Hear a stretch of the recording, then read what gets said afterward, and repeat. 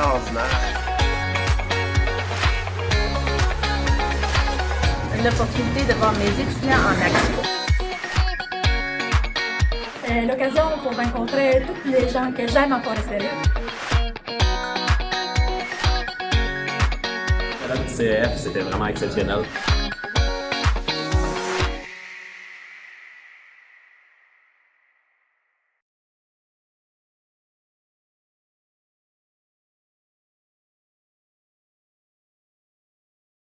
C'est maintenant le temps des conférences des nouveaux membres. Moi, c'est une section que j'affectionne particulièrement au colloque du CEF, de voir tous les nouveaux profs présenter leurs projets de laboratoire.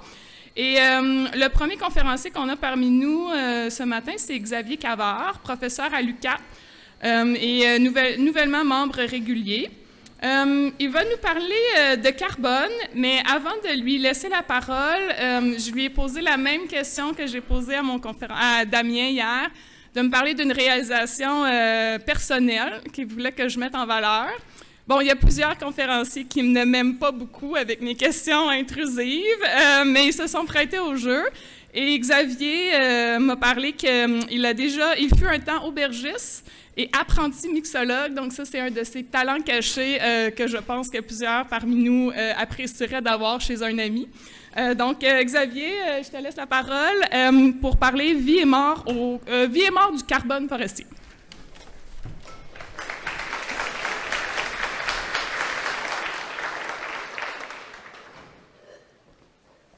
Merci. Ça, ok, oups. Donc, il y a quelques temps, j'ai découvert un artiste, un musicien solo, qui joue des mélodies de guitare mélancoliques, et qui va sous le nom de Beautiful Death. Oups, voilà. Et donc pas un artiste très connu, mais donc le morceau qui est de loin le plus écouté sur Spotify de Beautiful Death s'intitule In the Forest.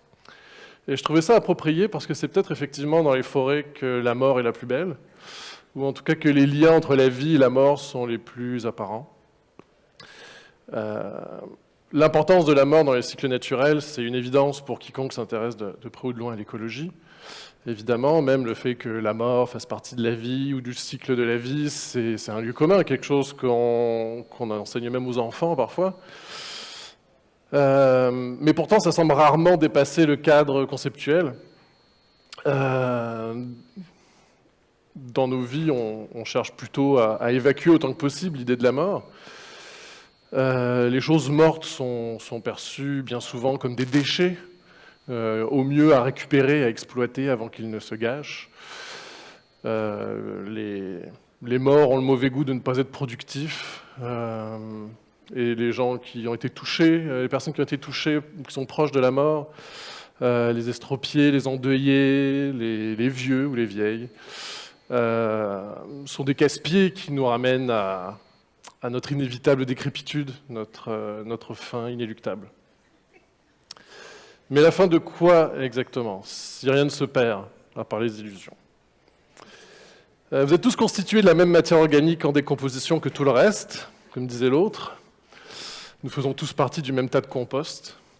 C'est une formulation qui peut paraître un peu edgy, mais qui, quand on y pense, n'est peut-être pas si différente dans ce qu'elle veut dire que le fait que nous soyons tous poussière d'étoiles, paix à ces atomes. Bon, sans transition graphique, ça en prend, hein.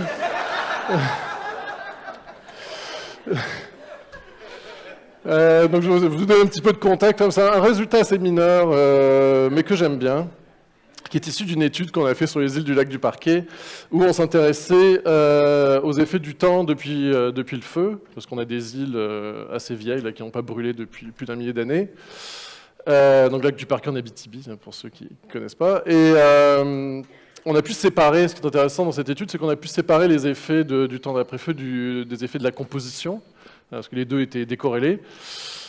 Composition qui est représentée ici, surtout à droite, par l'abondance relative de l'épinette noire, qui est l'essence boréale, qui a le plus grand impact sur, ici en l'occurrence, le statut nutritionnel des peuplements. Donc là, je vous montre, à gauche, c'est l'azote en fonction du temps depuis feu, qui était la variable à laquelle ça répondait le plus, positivement d'ailleurs, plus d'azote dans des très vieilles îles, et à droite, le phosphore en fonction de cette abondance de l'épinette noire, effet négatif, ce qui surprendra personne qui connaît un peu l'épinette noire. Et pourquoi est-ce que je vous montre ça? En fait, c'est en bas, on a les stocks totaux de ces éléments dans la couche morte, dans l'horizon organique des sols, et en haut, les concentrations moyennes de ces mêmes éléments dans le feuillage des arbres. Et on voit effectivement que ça suit les mêmes tendances, ce qui est assez logique, somme toute, puisque c'est ça, cette couche morte est alimentée par ce feuillage, et les arbres, surtout dans ces sites où la majorité des racines fines est située dans les 20 premiers centimètres, qui est souvent constitué de l'horizon organique, ces 20 premiers centimètres. Donc, les arbres puisent leurs nutriments dans cette couche morte. Donc, je trouve que ça illustre bien justement le fait que la vie et la mort s'entralimentent dans notre écosystème. Et puis ça marche aussi si on regarde juste les concentrations, non pas en moyenne dans le feuillage, mais sur juste une espèce qui était toujours minoritaire, le bouleau à papier, et qu'on voit qu'il ça suit exactement les mêmes patrons. Donc heureusement, on entend de plus en plus parler de l'importance de cette matière organique morte dans les sols comme stock de carbone. C'est le stock d'ailleurs qui permet à la forêt boréale, en plus de sa superficie, d'être un acteur important dans le cycle du carbone à l'échelle mondiale. C'est pas sa productivité végétale, évidemment, contrairement aux forêts tropicales dont on nous a parlé hier. Et ici, donc là, c'est la répartition des différents puits de carbone, vivants et morts, aériens et souterrains, dans des sites dans la Pessière à Mousse. Donc c'est des sites sur lesquels moi et deux autres étudiants, on a fait nos doctorats, notamment Jérôme Lagagnère, à qui on doit la publication de la synthèse de tous les stocks et flux. Donc ici, on s'intéresse aux effets de la composition. Donc en bas, on est au Québec, on est à la limite de l'Abitibi, d'Abbé James. En haut, on est en Ontario, dans le nord de l'Ontario. Je ne vais pas rentrer dans les détails des différentes compositions, mélanges d'espèces qu'on a testées. C'était juste pour vous montrer que la répartition du carbone entre les puits vivants et morts était quand même variable, mais que la quantité de carbone dans les puits morts n'est jamais, évidemment, négligeable en forêt boréale. Toujours sur cet effet de la composition, si je retourne sur les îles du lac du Parquet, là on a la répartition du carbone entre les deux plus gros stocks de l'écosystème, donc la biomasse aérienne, la nécromasse souterraine. Et on peut voir qu'à mesure ici que la proportion d'épinette noire à gauche ou la proportion de sapin baumier à droite, que leur abondance relative augmente, on a moins de carbone stocké dans la biomasse aérienne, mais plus dans la nécromasse souterraine. Et fait intéressant d'ailleurs, à mesure que la proportion de carbone est plus importante dans les sols, la quantité totale de carbone quand même augmente. Chose intéressante à signaler. Alors comme bien du monde, quand j'ai commencé à travailler en écologie forestière, je me suis en premier lieu intéressé à ce qui était visible, à ces tiges fièrement érigées pointant vers le ciel. Et ce n'est que progressivement que j'ai commencé à m'intéresser au mystère des profondeurs du sol. Mystère parce qu'il est vrai qu'on est loin encore d'avoir tout compris sur la croissance végétale. Vous allez avoir plusieurs présentations de mes collègues là-dessus qui s'en viennent. Mais en termes de ce qui se passe en dessous, on est loin d'avoir tout compris aussi. En fait, si vous prenez, pour essayer d'illustrer ça, si vous prenez une affirmation, un postulat qui pourrait sembler assez évident et qui se retrouve dans pas mal de modèles encore, sur la décomposition des matières organiques, on va se dire, bon, là, si les températures augmentent, l'activité microbienne va augmenter, donc la décomposition va augmenter, on va perdre du carbone. Ah, mais il peut y avoir un effet d'acclimatation du microbiote, donc l'effet pourrait n'être que transitoire.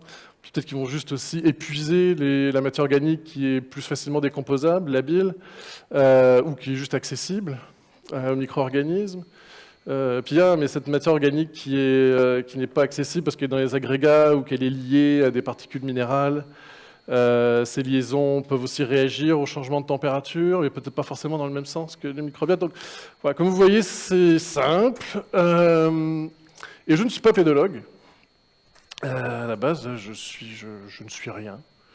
Mais c'est un privilège, en fait, de n'être rien. Espèce de rien, parce que ça me permet, en fait, de travailler sur des choses très diverses.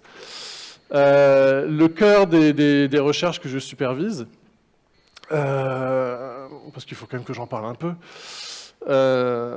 porte sur, justement, essayer d'étudier l'effet de différentes perturbations, des différences climatiques, des variations météorologiques.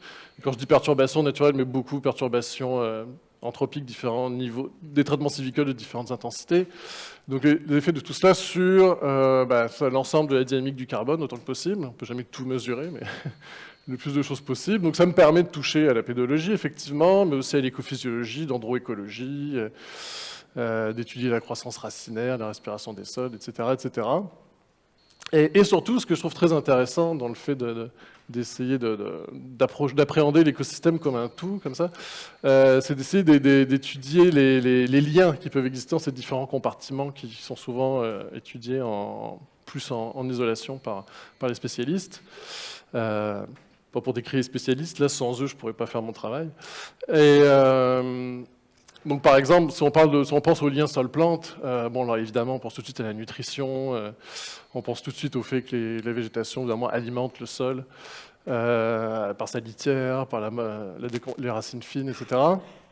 Et on porte de plus en plus à notre attention, notamment Cindy Prescott, là, qui a fait une très belle revue de littérature l'année dernière sur le sujet, aussi sur l'importance d'un chemin du carbone qui a peut-être été un petit peu négligé, de la rhizodéposition, en fait. Donc, en fait, le fait que les végétaux peuvent injecter du carbone de leur vivant aussi, là, pas seulement par leur partie morte, directement dans le sol, par la rhizodéposition ou via les mycorhizes, et par des expériences de marquage, on a pu montrer que ce carbone du carbone injecté dans les arbres pouvait se retrouver très vite dans la faune du sol. Mais alors, quelle est l'importance exacte de ce chemin dans les processus de formation, de stabilisation de la matière organique dans une forêt mature boréale?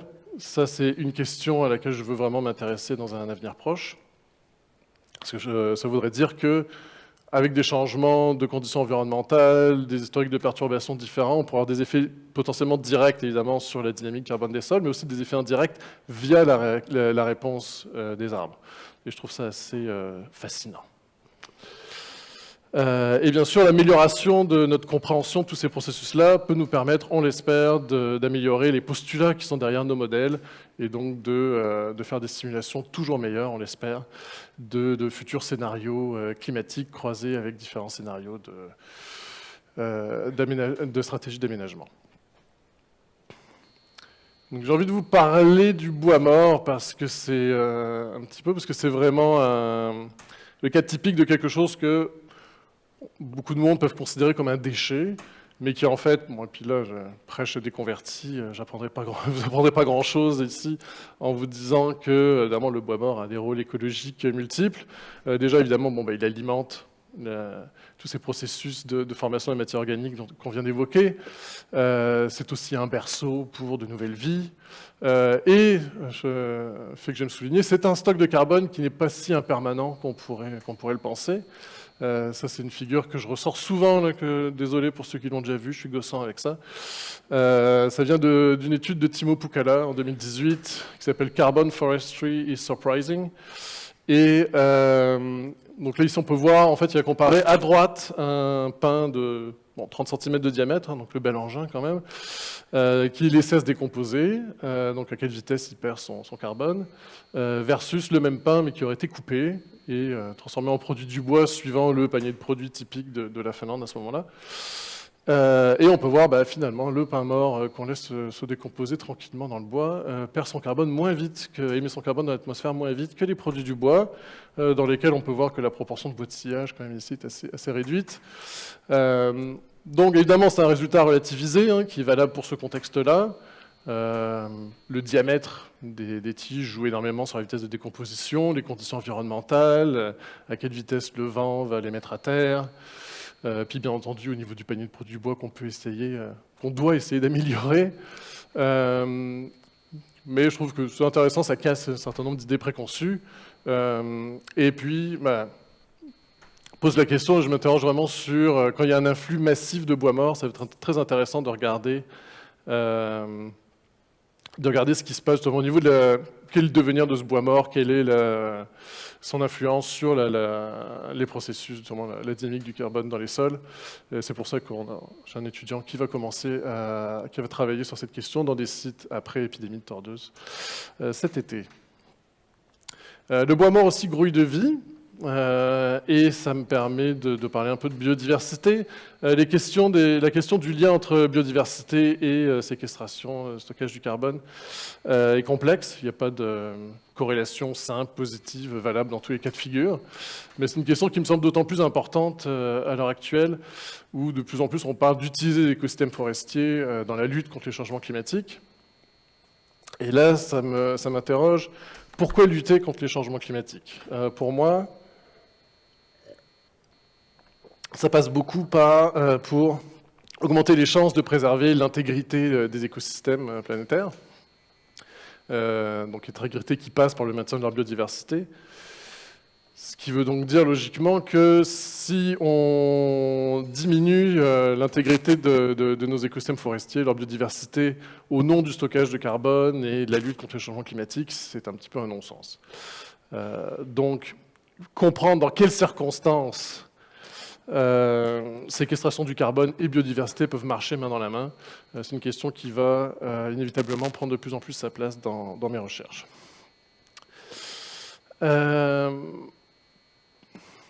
Et aussi, ce qui m'interroge beaucoup, c'est après les liens entre carbone, biodiversité et les usages de la forêt autres que la récolte de bois, notamment les usages culturels, autochtones ou allochtones. Par ailleurs, j'ai quand même précisé que j'ai la fantaisie de penser que les êtres vivants avec lesquels on partage cette planète ont le droit d'exister en dehors de toute considération de ce qui nous est utile. Il faut quand même souligner que, en tant qu'allochtone, justement, la civilisation occidentale, qui est aux origines du pourtour méditerranéen, c'est toujours construite en opposition. Enfin, c'est pas mal construite en opposition aux forêts, des lieux, des espaces sauvages à conquérir, à défricher, des lieux de perdition, à la fois pour les âmes et pour les corps, mais en même temps, exercer une certaine fascination comme espace de liberté, comme source de mythes et de légendes. Donc cette ambivalence, cette relation un peu perverse que nous autres occidentaux, on a envers les forêts, me fascine, et peut-être pas entièrement étrangère à mon choix de carrière. Et je suis très intéressé aussi à essayer de mieux comprendre de quelle façon exacte ça diffère avec la relation qu'entretiennent les premiers peuples, très différente bien sûr, avec ce territoire que nous occupons. Donc vous inquiétez pas, mes élucubrations arrivent à la fin. J'aurais peut-être dû préciser, je suis professeur à l'Institut de recherche sur les forêts de l'Université du Québec en Abitibi-Témiscamingue. Mes recherches portent, vous l'aurez peut-être compris, sur l'écologie du carbone forestier, et ça me rappelle que nous allons mourir. Bonne journée.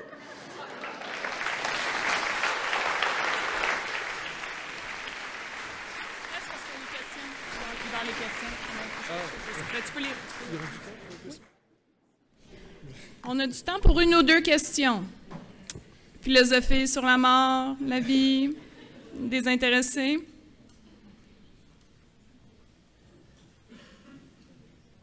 Je pense qu'ils ont été intimidés par toutes les questions philosophiques, mais vous pourrez trouver Xavier et lui poser vos questions au moment voulu. Donc merci Xavier. Ça peut mieux passer autour d'un verre. Ou autour d'un verre, voilà.